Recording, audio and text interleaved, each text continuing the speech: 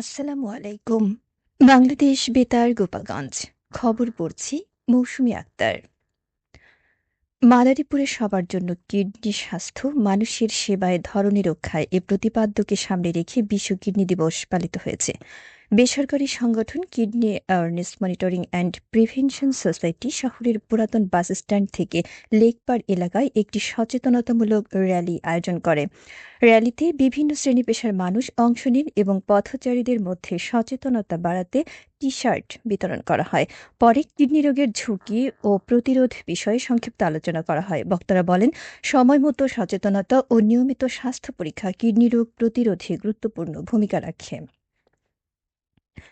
গোপালগঞ্জের কাশিয়ানী উপজেলার রাতুল ইউনিয়নের রাতুল গ্রামে সরকারের নির্বাচনী ইশতেহারের উল্লেখিত উন্নয়ন কার্যক্রম সম্পর্কে জনগণকে অবহিত করতে উঠান বৈঠক অনুষ্ঠিত হয়েছে।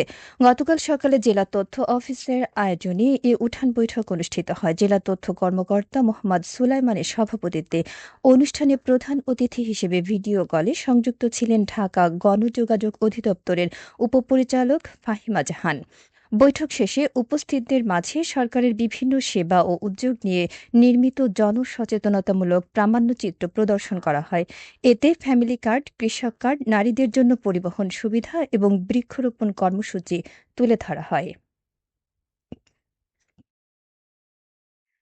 আসন্ন ঈদ উপলক্ষে গোপালগঞ্জের পৌর এলাকায় অসহায় ও দুস্থ মানুষের মাঝে চাল বিতরণ করা হয়েছে। গতকাল সকালে গোপালগঞ্জ পৌরসভা চত্বরে এ কার্যক্রম শুরু হয়। এতে পৌর এলাকার প্রায় ৪,০০০ মানুষের মাঝে জন প্রতি ১০ কেজি করে চাল দেওয়া হয়। সকাল থেকে উপকারভোগীরা পৌরসভা চত্বরে ভিড় করেন এবং মেপে তাদের হাতে চাল তুলে দেওয়া হয়। পৌরসভা কর্তৃপক্ষ জানায়, ঈদ উপলক্ষে বরাদ্দ পাওয়া সরকারি চাল পৌর এলাকায় ১৫টি ওয়ার্ডের অসহায় মানুষের মাঝে সঠিকভাবে বিতরণ করা হয়েছে। শরীয়তপুরের নড়িয়ায় নকল ডিটারজেন্ট পাউডার বিক্রির দায়ে একটি প্রতিষ্ঠানকে জরিমানা করেছে জাতীয় ভোক্তা অধিকার সংরক্ষণ অধিদপ্তর। গতকাল বেলা ১১টার দিকে রাজনগর এলাকায় অভিযান চালিয়ে একটি প্রতিষ্ঠানে নকল ডিটারজেন্ট পাউডার বিক্রির প্রমাণ পাওয়া যায়। এ অপরাধে প্রতিষ্ঠানটিকে ২০,০০০ টাকা জরিমানা করা হয়। অভিযানে নেতৃত্ব দেন ভোক্তা অধিকার সংরক্ষণ অধিদপ্তরের সহকারী পরিচালক জান্নাতুল ফেরদৌস। এ সময় জেলা নিরাপদ খাদ্য কর্মকর্তা সুব্রত ভট্টাচার্য উপস্থিত ছিলেন। কর্তৃপক্ষ জানায়, ভোক্তাদের স্বার্থ রক্ষা ও নকল পণ্য প্রতিরোধে এ ধরনের অভিযান অব্যাহত থাকবে।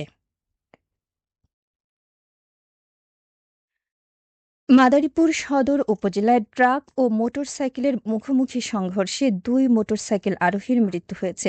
গতকাল দুপুরে উপজেলা বাহাদুরপুর এলাকায় এ দুর্ঘটনা ঘটে।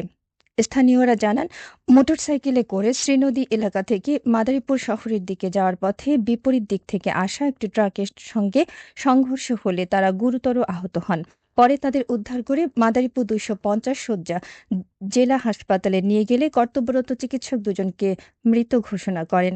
সদর মডেল থানার ভারপ্রাপ্ত কর্মকর্তা আবুল কালাম আজাদ জানান, নিহতের মরদেহ হাসপাতালের মর্গে পাঠানো হয়েছে এবং এ ঘটনায় আইনগত ব্যবস্থা নেওয়া হবে।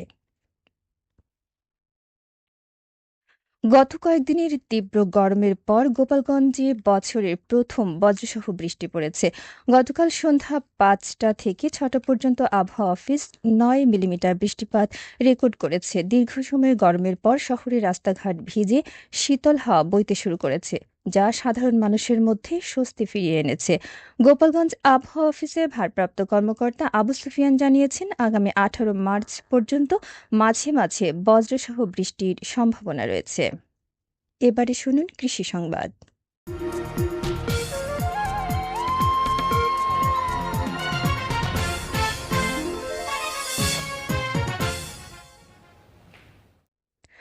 নড়াইলের লোহাগাড়া উপজেলায় চলতি রবি মৌসুমে ৯০ হেক্টর জমিতে মটর ডালের আবাদ করা হয়েছে। উপজেলা কৃষি সম্প্রসারণ অধিদপ্তর জানায়, এ মৌসুমে ৯০ হেক্টর জমিতে মটর চাষের লক্ষ্যমাত্রা নির্ধারণ করা হয়েছিল এবং পুরো লক্ষ্যমাত্রা অর্জিত হয়েছে, যার প্রতি হেক্টরে গড়ে ১.১ মেট্রিক টন হিসেবে মোট প্রায় ৫৫ মেট্রিক টন মোটর উৎপাদনের লক্ষ্যমাত্রা ধরা হয়েছে। কৃষি বিভাগ জানায়, মোটর চাষে উৎসাহ দিতে কৃষকদের মাঝে প্রয়োজনীয় বীজ, সার ও কীটনাশক সহ বিভিন্ন কৃষি উপকরণ সরবরাহ করা হয়েছে। পাশাপাশি সরকারি ও বাণিজ্যিক ব্যাংকের মাধ্যমে কৃষি ঋণও বিতরণ করা হয়েছে। জানিয়ে দিচ্ছি ইফতার ও সেহরি সময়সূচি। গোপালগঞ্জ ও এর পার্শ্ববর্তী এলাকার সময় অনুযায়ী আজকের ইফতার সন্ধ্যা ৬টা বেজে ১০ মিনিটে ও আগামীকাল সেহরির শেষ সময় ভোর ৪টা বেজে ৫৪ মিনিটে। সবশেষে আবহাওয়া।